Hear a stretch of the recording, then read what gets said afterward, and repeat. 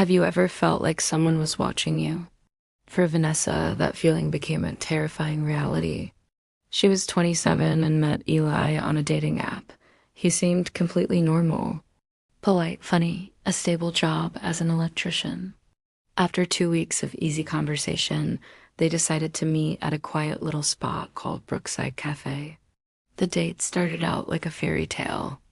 Eli held the door open, complimented her dress, and even brought a small bouquet of flowers.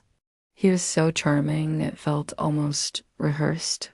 But Vanessa brushed it off, happy to finally be on a good date. Halfway through their meal, a weird feeling started to creep in. Whenever Vanessa spoke, Eli would tilt his head and just stare at her, a little too intensely, a little too long. It was like he wasn't just listening, but analyzing every single word. It wasn't overtly creepy at first, just odd. Then the first major slip happened. Eli smiled and said, "It's crazy to finally see you in person after watching you for so long." Vanessa's stomach dropped. She forced a nervous laugh. "You mean after talking for so long, right?" He blinked slowly, his eyes never leaving hers. "Yeah, that." But his voice was flat, the correction felt forced and insincere. The perfect mask was starting to crack, and what was underneath was chilling. After dinner, Eli insisted on walking her to her car. Vanessa hesitated, that uneasy feeling growing stronger, but the parking lot was well lit, and there were other people around, so she reluctantly agreed. When they got to her car, his perfect gentleman act completely vanished. He said, "You don't have to go home just yet. I know a quiet spot where we can talk more." Vanessa politely declined, saying she was tired and had an early morning. His smile didn't just fade, it fell. It was like a switch had been flipped. "It's because you don't trust me, isn't it?"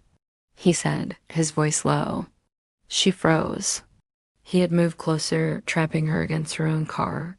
He leaned one hand against her driver's side door, blocking her from opening it. "You said you wanted someone who listened to you," he whispered, his face uncomfortably close to hers. "I listened to everything." There was that word again. Everything. It sent a shiver down her spine. How much had he been listening to? Panic set in, but her instincts took over. Vanessa spotted another couple walking towards their car nearby. Taking a chance, she raised her voice, making it loud and cheerful, almost theatrical. "Thanks so much for the date, Eli. It was great. I'll see you next time." The couple glanced over. The woman offered a polite, casual smile. The effect was immediate. Eli's posture changed. He instantly stepped back, the charming smile returning to his face as if nothing had happened. Vanessa didn't waste a second. She fumbled with her keys, unlocked the door, and jumped inside, locking it immediately. Her hands were shaking so badly she could barely get the key in the ignition. She sped out of the parking lot without looking back, her heart pounding against her ribs. When she finally made it home, she locked her front door and leaned against it, trying to catch her breath. The first thing she did was open the dating app to block and report him. But he was already gone. All of their messages, his entire profile, vanished. She figured he must have panicked and unmatched her. She hoped that was the end of it. It wasn't. The next morning, the true horror of the situation became clear. She opened her Instagram and saw a new message request. The account had no profile picture, no posts, and a generic, unidentifiable username.